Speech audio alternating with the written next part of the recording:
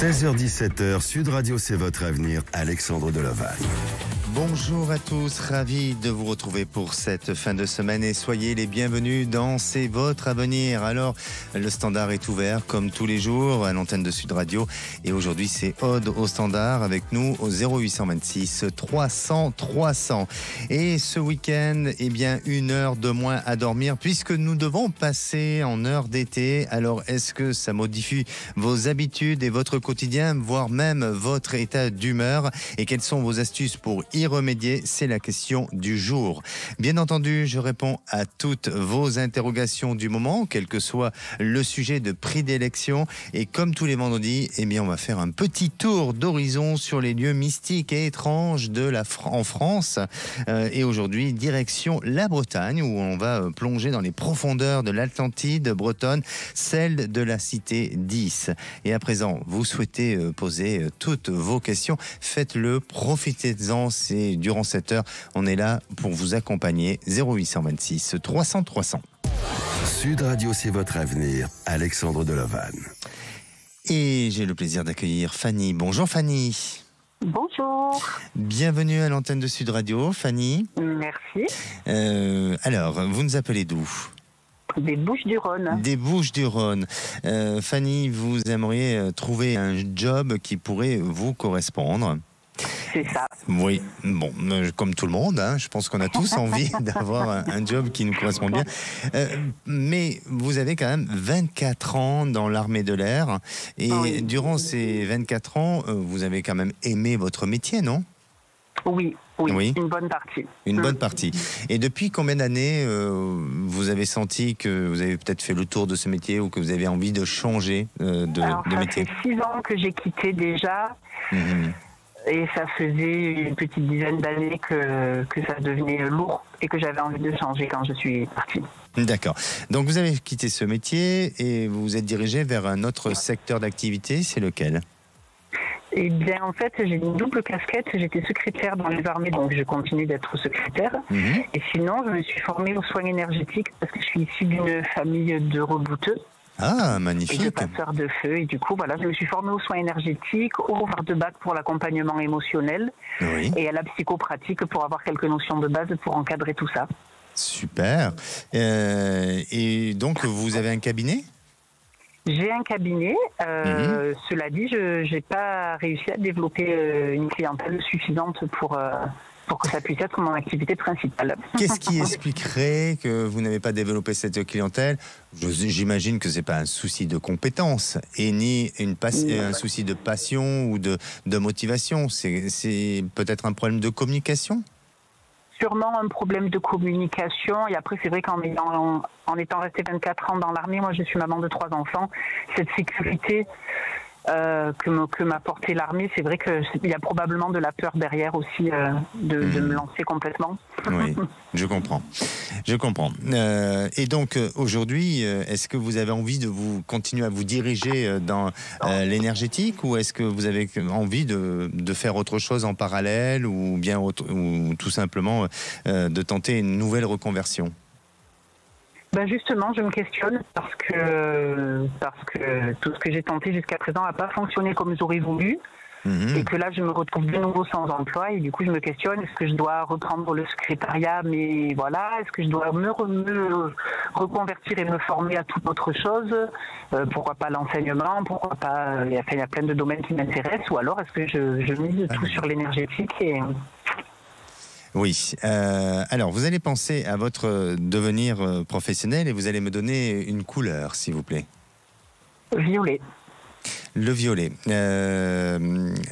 Alors, pour moi, il y a des choses sur lesquelles vous n'avez pas terminé, dans le sens où de ce que vous avez engagé jusqu'à présent, et ne serait-ce que peut-être par rapport au côté énergétique, ce n'est pas terminé et vous avez besoin de continuer dans ce sens-là. Il n'est pas improbable ou impossible que vous puissiez compléter par une formation, par quelque chose de plutôt positif et qui va effectivement, en plus d'être positif, mais qui va surtout surtout s'apparenter ou en tous les cas pouvoir aller dans le sens de ce que vous avez fait jusqu'à présent.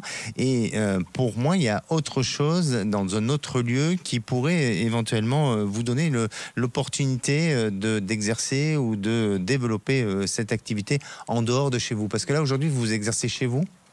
Oui, pour l'instant, oui. D'accord. Et pour moi, il y aura quelque chose d'autre qui va, un autre lieu qui va vous permettre de pouvoir exercer. Et puis ensuite, vous êtes amené à être dans cette notion d'accompagnement. Mais quand je parle d'accompagnement, c'est pas forcément de l'accompagnement en rapport à tout ce qui est au niveau des soins énergétiques, mais peut-être plus administratif. Et il semblerait que vous puissiez avoir une opportunité professionnelle qui touche à une administration et vous, en tant que salarié ou le rôle que vous serez amené à avoir au sein de cette structure, eh bien, ça sera pour être dans cette notion d'accompagnement, dans cette notion de possibilité d'apporter aux autres. D'accord. Hein, alors, ça va demander un petit peu de temps. Ouais. Oui, ça va demander un petit peu de temps. Ça va, je pense que courant d'ici cette fin d'année, vous êtes dans cette évolution, dans cette possibilité de nouvelles opportunités, de nouvelles choses. Mais en attendant, là, sur les semaines à venir, je ne vois pas un grand changement, une grande possibilité à ce qu'il y ait une ouverture possible, mais surtout, ne perdez pas espoir. La spiritualité semble ressortir aussi chez vous en ce moment. Est-ce que vous êtes dans cette quête spirituelle ? Absolument, beaucoup, oui. Oui, parce que la spiritualité ressort et c'est peut-être le moment, la bonne période pour bien enrichir vos connaissances de ce point de vue-là et apporter quelque chose de bon et de positif. Et puis aussi, pour moi, il y a la communication avec votre papa. Ah. Votre papa est parti ? Non, mais il est hospitalisé, il n'est pas en bon point. D'accord, ok. Alors il y a un besoin de communiquer avec lui, il y a un besoin de se dire des choses, il y a besoin d'apporter quelque chose, de transmission, de choses comme ça, et d'être dans ce véritable accompagnement avec votre papa. D'accord ? D'accord, super. Bien. Waouh. Oui, c'est bon. Dans tous les cas, voilà, je pense que vous allez arriver à trouver cette voie et avancer progressivement. D'accord, Fanny ? Bah écoutez, merci beaucoup. Merci à vous, Fanny, et surtout prenez soin de vous et tenez-nous au courant de votre évolution. Avec plaisir, merci beaucoup. Merci à vous. Allez, on va s'accorder un petit moment pour que vous aussi, vous puissiez appeler le standard 0826 300 300. Alors, si vous souhaitez apaiser votre esprit, avoir des idées plus claires sur des sujets qui, aujourd'hui, vous préoccupent votre état d'esprit ou qui vous empêchent aussi de pouvoir avancer, eh bien, n'hésitez pas, je répondrai, bien sûr, à l'antenne. Et surtout, on va se retrouver là dans quelques instants avec Sabine. Sabine fréquente un homme qui n'est pas libre et c'est un homme qu'elle a connu parce qu'il travaillait avec son père et ça fait maintenant 12 ans qu'ils ont une liaison. Alors, est-ce que cette relation va pouvoir perdurer dans le temps ? On en parle juste après et puis je vous parlerai aussi de cette cité 10 en Bretagne. 16h-17h, Sud Radio, c'est votre avenir, Alexandre Delaval. Et de retour dans votre émission, c'est votre avenir. Et comme tous les vendredis, on fait un petit tour d'horizon sur des lieux légendaires et mystiques en France. Et aujourd'hui, eh bien, on va direction la Bretagne. Et oui, la cité 10. Alors, je ne sais pas si vous la connaissez, cette cité 10. À mon avis, non. Mais c'est une ville légendaire de Bretagne qui aurait été engloutie par l'océan. Is se nomme Keris en breton dans sa traduction littéraire. Ce nom signifie ville en dessous ou en bas. L'engloutissement de cette cité légendaire pourrait avoir lieu à des explications plutôt naturelles, telles qu'un raz-de-marée ou une tempête ou un séisme, voire même un affaiblissement des terrains lié à la situation d'une ville bâtie sur les bords de la mer et voire même dans une île comme l'évoque le plus ancien texte breton. Alors, l'œuvre de Pierre Lebeau, historien du XVe siècle, siècle et celle qui détenait la plus ancienne version écrite en présentant l'engloutissement de la ville comme résultant des péchés de ses habitants et mettant en valeur les évangélisateurs bretons. Une tradition bretonne a fait un des 9 pays de la Bretagne lors de sa division politique, parce que je rappelle que la Bretagne auparavant était divisée par 9 pays, et cette légende constitue l'un des récits bretons les plus populaires et les plus connus en France. Alors ce lieu aurait-il existé ou pas, peu importe. Le principal, c'est que son véritable héritage réside dans sa capacité à nourrir votre imaginaire et aussi à vous connecter à votre passé. Et à présent, j'accueille Sabine. Bonjour Sabine. Bonjour Alexandre. Bienvenue à l'antenne de Sud Radio, Sabine. Écoutez, je vous remercie et tout d'abord, je voulais vous remercier de bien vouloir m'éclairer sur ma situation. Alors moi je suis ravi déjà de pouvoir le faire et j'espère que je vais le faire au mieux que possible, mais en attendant je vais poser toute la lumière sur votre existence, Sabine. Vous nous appelez d'où ? J'appelle des Hautes-Pyrénées. Des Hautes-Pyrénées. Est-ce que vous avez l'habitude de consulter, Sabine ? Non. Non. C'est une pratique que vous faites très peu ? Personnellement, non. Ma mère, oui. Oui. Ma mère a cette habitude, moi non. D'accord. Et alors justement, parce que parfois il y a des croyances comme ça qui se suivent dans la famille. Est-ce que vous avez été, quand on a un parent ou un proche qui se met à consulter souvent, on peut être réticent, parce qu'on peut avoir peur que c'est une influence sur notre existence, sur notre manière d'agir. Et est-ce que vous avez eu cette peur ou cette crainte-là, ou vous êtes toujours resté un peu en recul de tout ça et vous avez tout simplement laissé faire ? Alors, de la crainte, non, pas du tout de crainte, puisque je vous appelle, c'est que c'est pas le cas. Et après, non, je suis ouverte à ça. Je suis ouverte à ça, parce que je vous appelle, c'est pour avoir un conseil aussi. Oui. Et je pense que ça peut être bénéfique.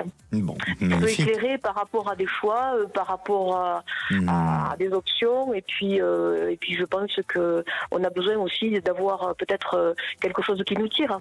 Bien sûr, et puis après, parfois on a du mal à être assez objectif sur sa propre existence et d'avoir un regard extérieur. Alors il y a plusieurs méthodes, il y a plusieurs techniques et plusieurs approches pour se faire aider.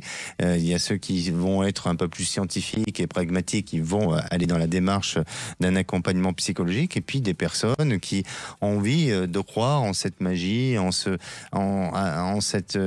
l'inconnu, et de ce que ça peut permettre de la lecture qui peut ressortir de chacun, et voilà. Et donc c'est votre démarche aujourd'hui, Sabine.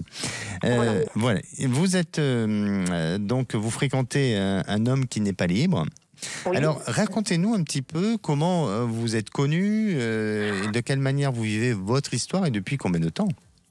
Alors, en fait, si vous voulez, j'ai été mariée pendant 22 ans. Oui. Et j'ai divorcé. Et dans la foulée, j'ai rencontré cet homme que je connaissais déjà par le passé, mais je le connaissais comme ça, de vue. On ne se côtoyait pas vraiment. Et là, je pense que ça a été un gros coup de foudre. Oui. C'est quelqu'un dont j'ai été très, très amoureuse.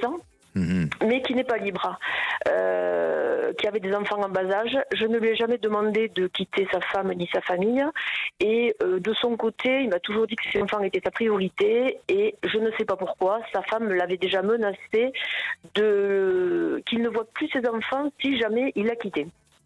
Donc il avait cet a priori, mais là il n'était pas du tout question qu'il quitte sa femme et qu'il quitte son foyer. C'était pas du tout mon objectif non plus. Et donc du coup on a une relation qui est vraiment, on va dire, minime, dans la mesure où on ne vit rien ensemble et on n'a pas de projet. Voilà. Par contre, je pense qu'il y a un lien amoureux de mon côté qui est très fort. Oui. Voilà. Le sien, de son côté, je ne sais pas trop. Mais les années avancent, et le fait de ne pas avoir de projet, d'avoir une relation qui est si, on va dire, minimaliste, commence à me peser, et je pense que j'arrive peut-être en fin de cette relation. Oui, je comprends.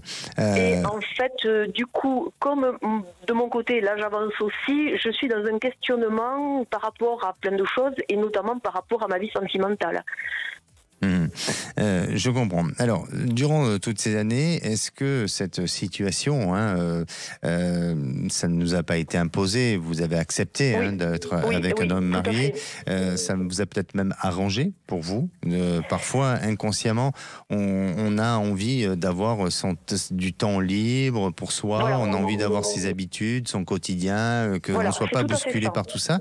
Et vous l'avez vécu de cette manière-là, non ? Oui. Tout à fait, oui. Mais je vais vous poser une question un petit peu indiscrète, Sabine. Mais est-ce que c'est pas dur de se retrouver dans la position d'un homme marié, quand même, dans la notion de la culpabilité, dans la notion de se dire que je suis l'ombre de quelqu'un? Est-ce que pour vous, au quotidien, parce que 12 ans, c'est pas rien, est-ce qu'au quotidien, c'est pas dur? Et est-ce qu'à un moment donné, bien, vous avez vécu des moments un peu difficiles à devoir affronter, ou ça a été le cas ou pas? Pas tellement, parce que comme vous disiez avant, je pense que j'ai une vie, suite à mon divorce, une vie qui est beaucoup plus libre et beaucoup plus pleine que je n'avais avant. Donc du coup, je n'ai pas recherché non plus une vie de couple. Oui. D'accord. Et lui, durant toutes ces années, sa femme n'a eu aucun doute de cette relation avec sa conjugale? Je ne sais pas, parce que c'est quelqu'un qui ne parle pas vraiment. Il est assez, donc assez introverti. Il a su bien cacher les choses. Je suppose, oui. Oui, parce que vous n'avez jamais eu de problème ou de réaction vous visant et essayer de... Non. D'accord, ok. Non. Après, c'est une relation qui est complètement immorale. Je n'en suis pas du tout fière. Mais on ne juge pas. Je veux dire, je n'ai pas été intrusive, j'ai vraiment été...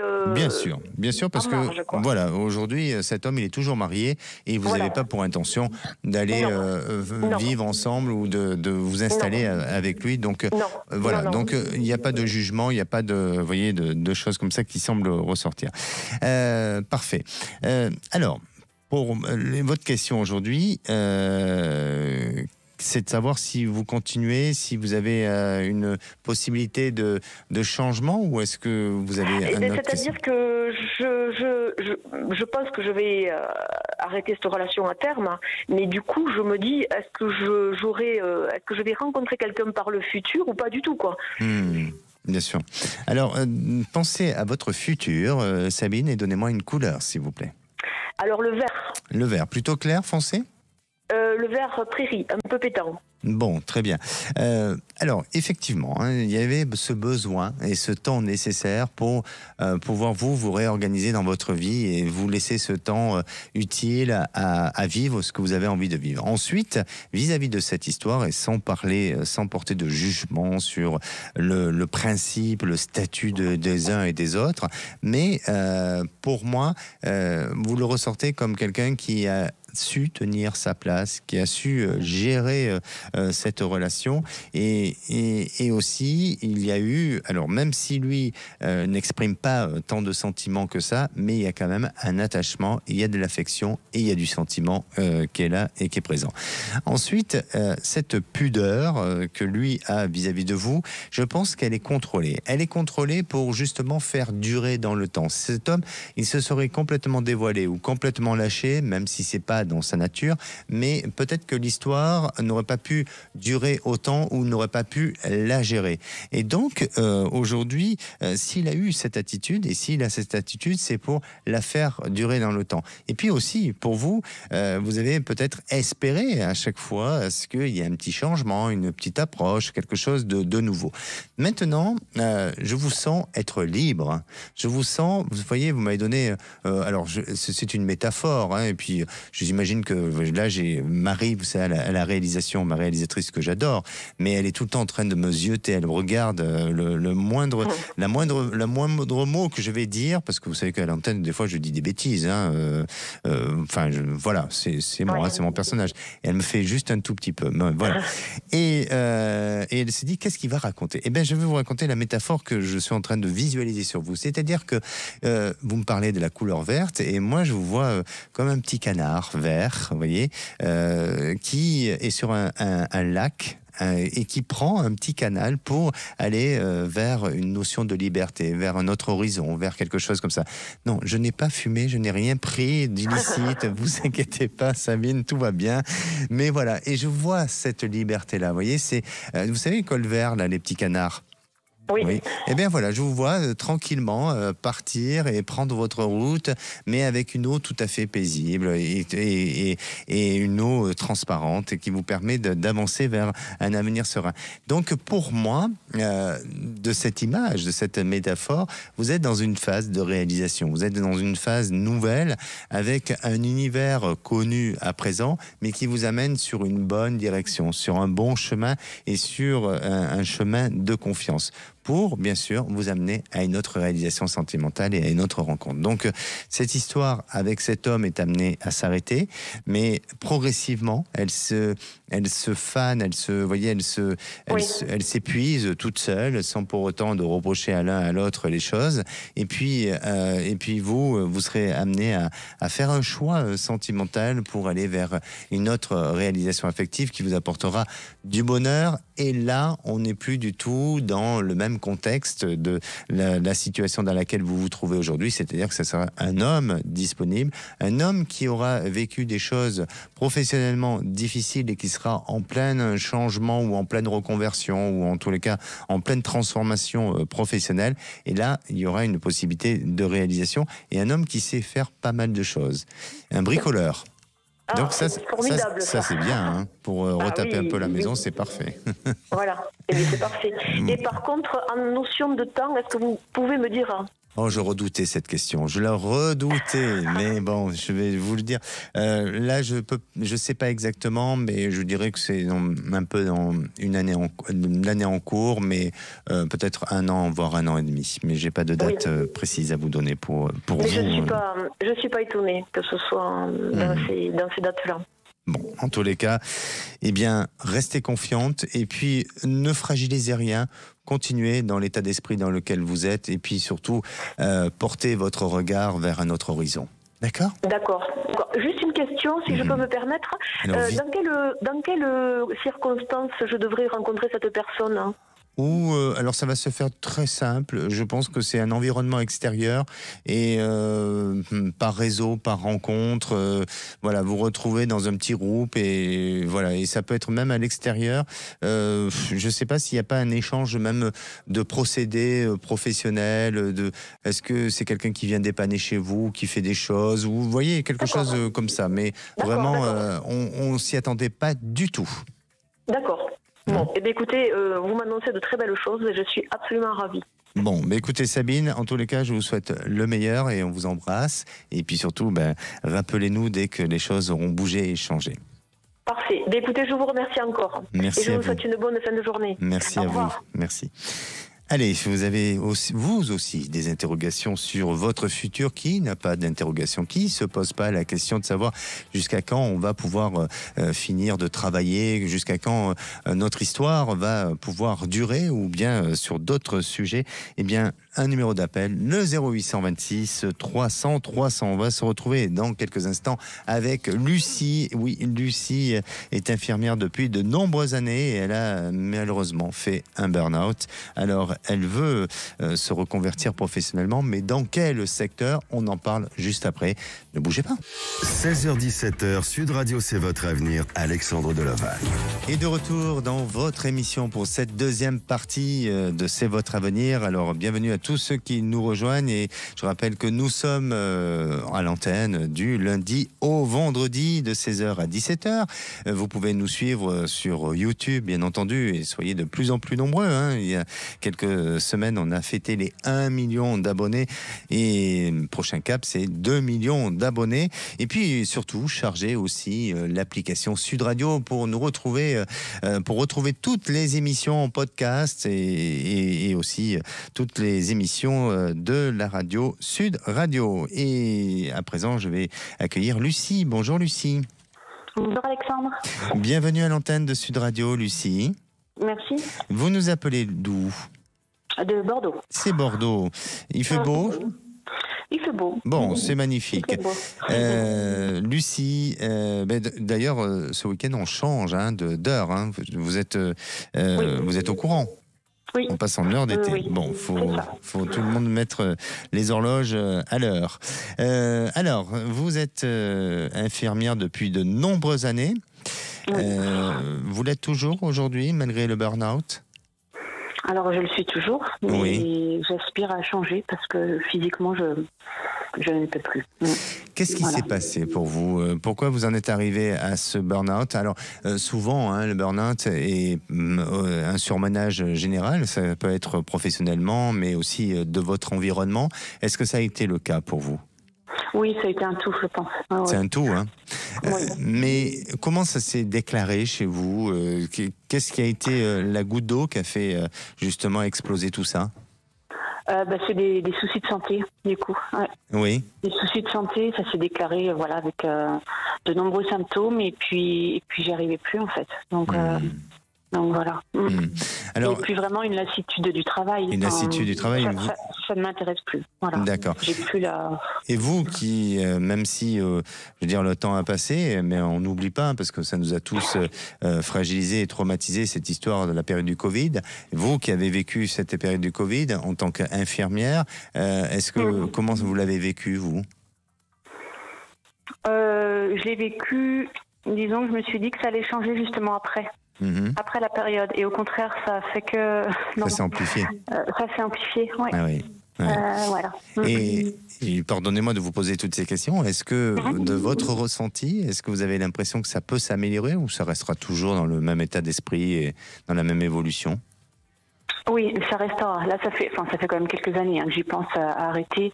Et voilà, j'ai trop forcé et voilà le résultat. Donc là, ça fait plusieurs mois que je suis en arrêt, donc bon. D'accord. Alors, voilà. Vous êtes en arrêt, pour des raisons médicales et de santé, et avant tout, c'est important de se protéger. Est-ce que vous-même, vous êtes, vous vous sentez remonter là, ou progresser et aller vers du mieux aujourd'hui ? Alors tout doucement, mais à partir du mois de mai, il va bien falloir reprendre parce que financièrement, ça va plus être possible. Donc voilà. Ok. Alors, donc on pense à une reconversion. C'est ça ? C'est ça. Et en fait, là, j'ai quand même pu bénéficier d'une formation certifiante sur l'accompagnement des transitions professionnelles, en fait. D'accord. Voilà, donc pour accompagner les personnes à faire des bilans de compétences, des validations des acquis, voilà. D'accord. Pour les reconversions en fait. D'accord. Voilà. Et ça vous a plu ? Ça me plaît beaucoup. D'accord. Ça me plaît beaucoup, mais je m'aperçois que finalement il n'y a pas trop de débouchés. Enfin voilà. Oui. Donc à savoir si je vais trouver du travail dans ce domaine ou alors si je reprends en tant qu'infirmière. Voilà. Cette formation, vous l'avez terminée il y a combien de temps ? Là. Là, c'est tout récent ? D'accord. Et est-ce que vous avez d'autres perspectives ? Est-ce que vous avez d'autres choses en vue ? Non. Non, aucune. Non, ou alors infirmière, mais vraiment un poste sédentaire en fait. Plus dans le soin. Oui. Voilà. Alors, ce qui semble ressortir quand même pour vous et ce qui m'apparaît très clair et très net, c'est toujours d'être dans ce besoin d'accompagnement envers l'individu et envers l'autre. Et je crois que même si vous voulez changer les conditions de travail, parce que c'est pesant pour vous, c'est difficile, mais on reste quand même dans la relation à l'humain. Oui. Donc, ça va être pour moi une évolution, même s'il y a un changement progressif, mais ça va vers une très bonne évolution. Ça demande un petit peu de temps, mais je vous sens être assez bien accompagné. Il y a une femme à vos côtés qui vous accompagne dans votre orientation professionnelle ? Madame, oui.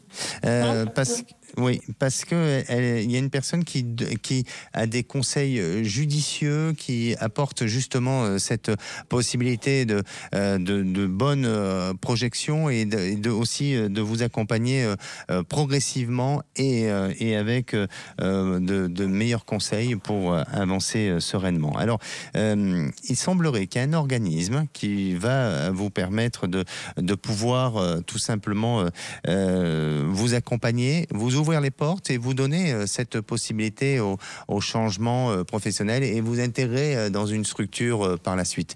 Cet organisme, il apparaît où il semblerait qu'il y ait une ouverture pour vous avec ce lieu-là.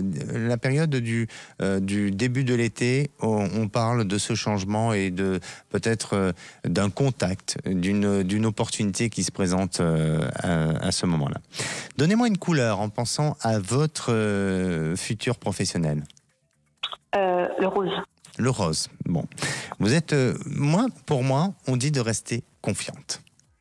D'accord. Oui. Restez confiante parce que les choses sont là et elles sont amenées à se faire et avancer progressivement et avec certitude. Donc, même si vous avez traversé une période difficile, compliquée, mais en attendant, on va vers quelque chose qui apporte beaucoup plus de confiance et de bonnes réalisations. D'accord ? D'accord.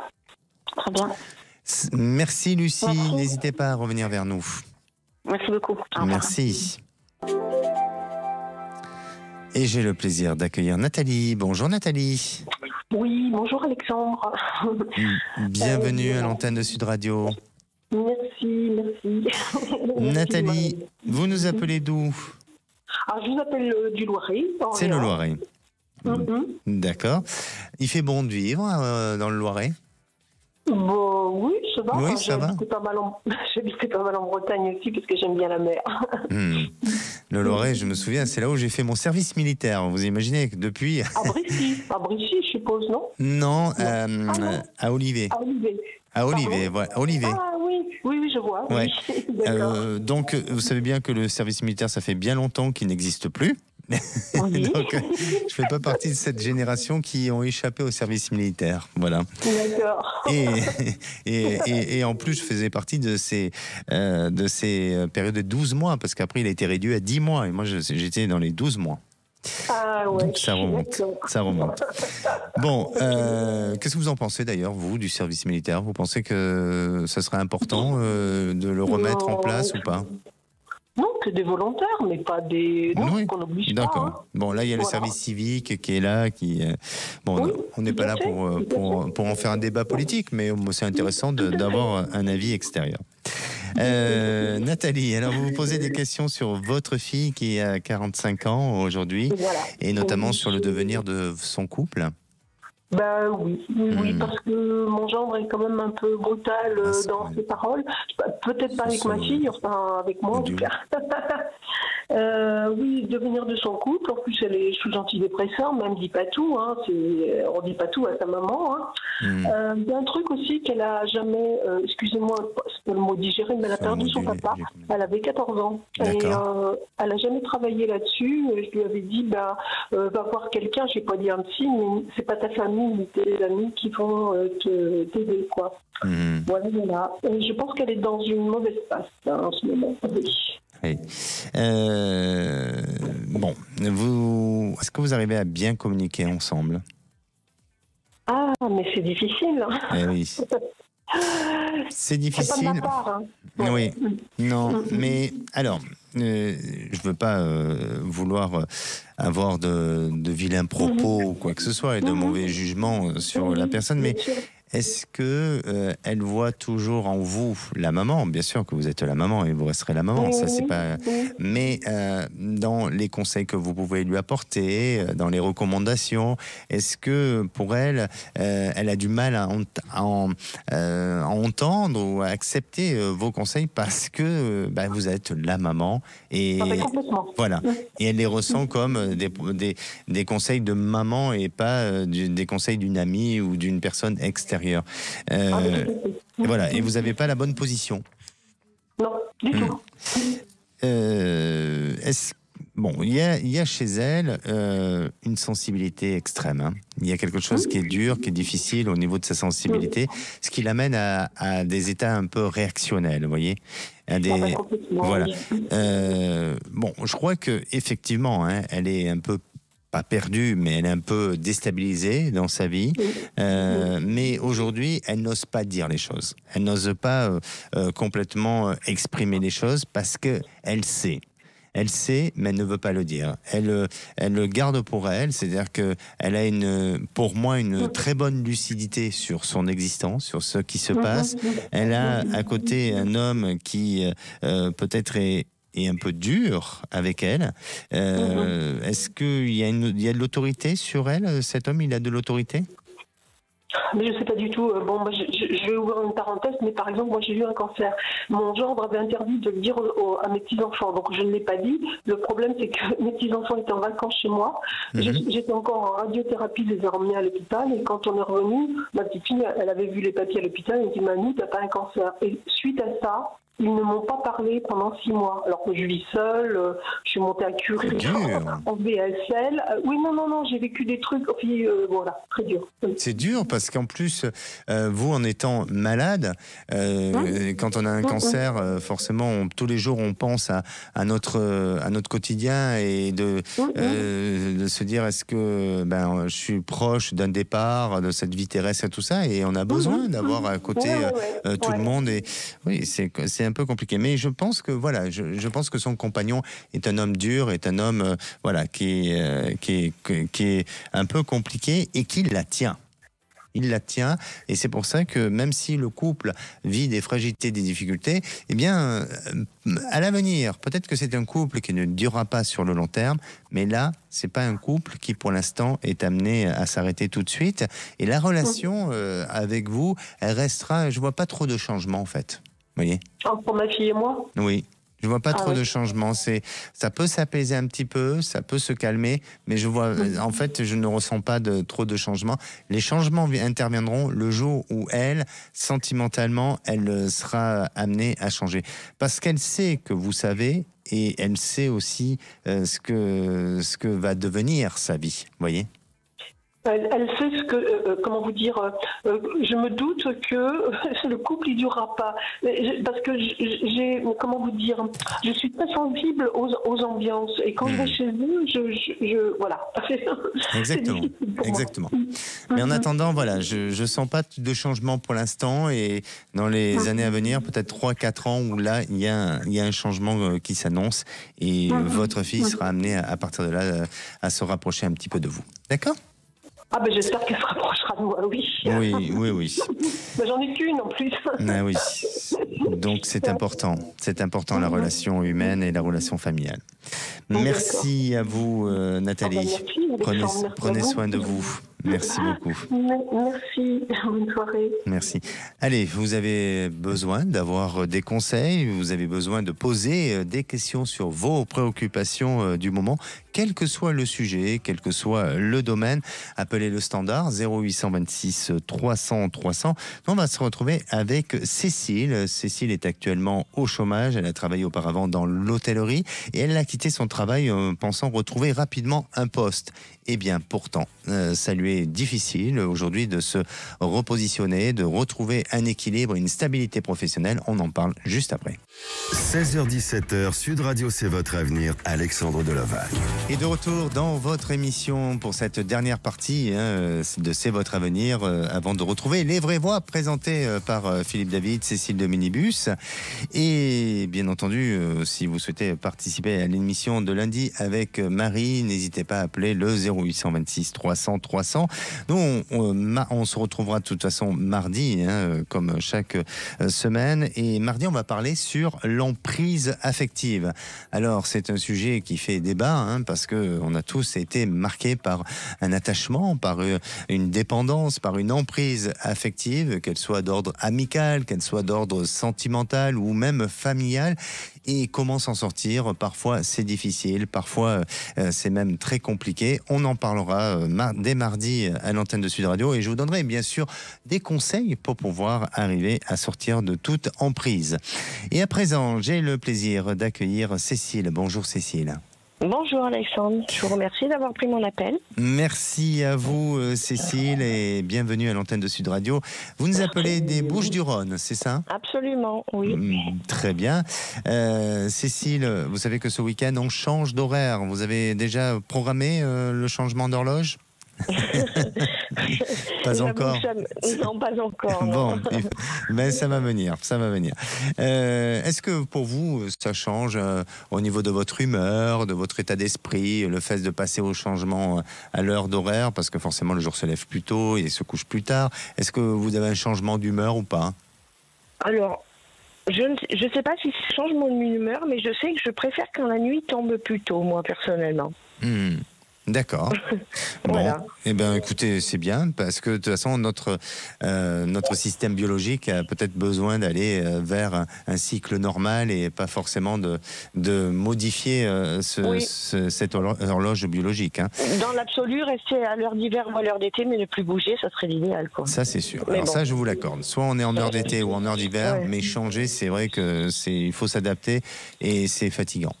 Et puis même en termes d'organisation pour certains secteurs d'activité, des choses comme ça. Voilà, vous qui justement travaillez dans l'hôtellerie, eh bien forcément, c'est des journées où ça change un petit peu. Pour l'heure d'été, c'est quand même 1 heure de plus à travailler. Absolument.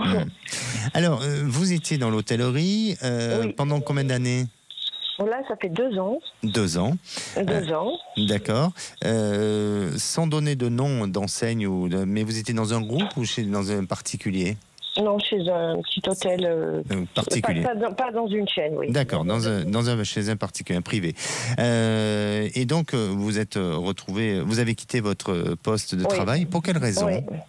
Parce que pour des raisons médicales, je ne peux plus honorer ce poste, en fait. Ah, d'accord. Donc, aujourd'hui, vous cherchez autre chose, mais pas dans l'hôtellerie, alors? Non, pas du tout. Dans la vente, plutôt. Dans la vente. Et est-ce que vous pensez que dans la vente, physiquement, vous avez cette capacité et qu'il n'y a pas trop de pénibilité? Non, ça sera toujours mieux que dans l'hôtellerie. En chambre, c'est très difficile. Hein. Ah oui, ça c'est sûr. Et par rapport à mon handicap, bon, je l'ai depuis 4 ans, mon handicap, je gère, mais là, j'ai un peu trop tiré sur la corde et je sens que c'est plus possible, quoi. Je m'abîme, en fait, tout simplement, je m'abîme physiquement.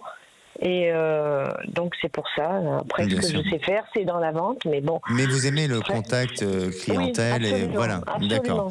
Et vous avez une idée de la vente ou de sa spécificité dans ce secteur-là, dans lequel vous souhaiteriez vous orienter?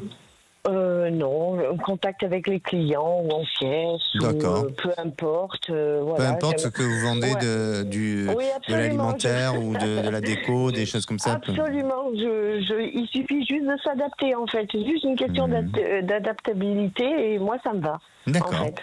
Ok, donc vous voulez savoir si vous allez trouver un job dans ce secteur-là. Allez, je pensais rebondir assez facilement et finalement non. En fait. Mais pourtant, vous êtes dans une ville moyenne. Vous êtes ou une petite ville. Ah non, je suis près de Marseille en fait. On va dire que Il y a normalement, il devrait avoir un peu de débouchés, des choses comme ça. Mais il y a du monde à Marseille aussi. Hein. Oui. C'est pas vraiment à Marseille, mais bon, je veux dire tout autour de Marseille, c'est gigantesque quoi. Alors, donnez-moi une couleur et pensez à votre futur professionnel, s'il vous plaît. Le bleu ciel, sans hésitation. J'adore le ciel azur. Absolument, c'est le ciel bleu de Provence. Voilà, de Provence, avec le petit accent. Bon, écoutez, alors oui, effectivement, hein, le bleu est la couleur de la communication, de l'échange, des ouvertures, voilà, des ouvertures, de tout ce qui touche à la facilité à l'individu et à l'autre. Donc vous avez trouvé la couleur qui vous correspond totalement et qui va donner cette opportunité de vous réaliser dans le travail. Mais là, moi, ce que je vais rajouter, en plus de cette couleur, c'est que vous avez, il faut absolument travailler sur votre réseau parce que vous avez un contact dans vos réseaux qui va vous amener vers vers un débouché. Votre travail, vous allez le trouver par un débouché, par un réseau. C'est bizarre parce que il y a quelqu'un dans l'immobilier qui travaille dans l'immobilier et qui connaît beaucoup de gens et qui peut vous donner une ouverture ou la possibilité d'une rencontre. Je vous assure, je le vois, mais alors très clairement de cette manière-là. Dans l'immobilier. Oui, il y a une personne qui travaille dans le secteur de l'immobilier et cette personne connaît beaucoup de commerçants ou de gens de réseau et elle peut très bien vous mettre en rapport ou en lien avec quelqu'un dans un secteur du commerce et faire en sorte que ça fasse l'affaire et que ça puisse vous permettre de vous réaliser dans ce commerce-là. Mais travaillez vos réseaux. Et pour moi, si vous vous débrouillez bien, eh bien d'ici cet été, vous êtes dans une embauche ou en tous les cas, il y a quelque chose qui se met en place courant de l'été. D'accord, ok. D'accord. Donc c'est intéressant. Je réfléchis à ce que vous me dites parce que je ne vois personne. Mais en fait, ça veut dire que moi, mes démarches que je fais de mon côté pour trouver un emploi, c'est-à-dire tout simplement poser des CV, démarcher. Faites-le, parce que de toute façon... C'est pas sur ça que ça va déboucher. C'est pas grave, en fait. mais c'est pas grave. Mais la dynamique appelle la dynamique. Donc n'arrêtez surtout pas, parce que c'est en faisant les choses que les choses s'offrent à vous et se mettent en place. D'accord ? D'accord. Pas avant cet été, waouh, quand même. Hein. Oui, vous savez, on a déjà entamé le printemps, donc l'été, c'est dans moins de 3 mois. D'accord ? Bon, allez, écoutez, super. Merci beaucoup, à vous. Alexandre. Prenez soin de vous. À très bientôt. Merci. C'est gentil. Au revoir. Allez, moi, je vous souhaite un bon fin de week-end. Surtout, n'oubliez pas de changer votre horloge. Nous passons en heure d'été. Je vous dis très bon week-end et je vous dis, bien sûr, à mardi. Vous retrouvez Les Vraies Voix, présentées par Philippe David et Cécile de Minibus.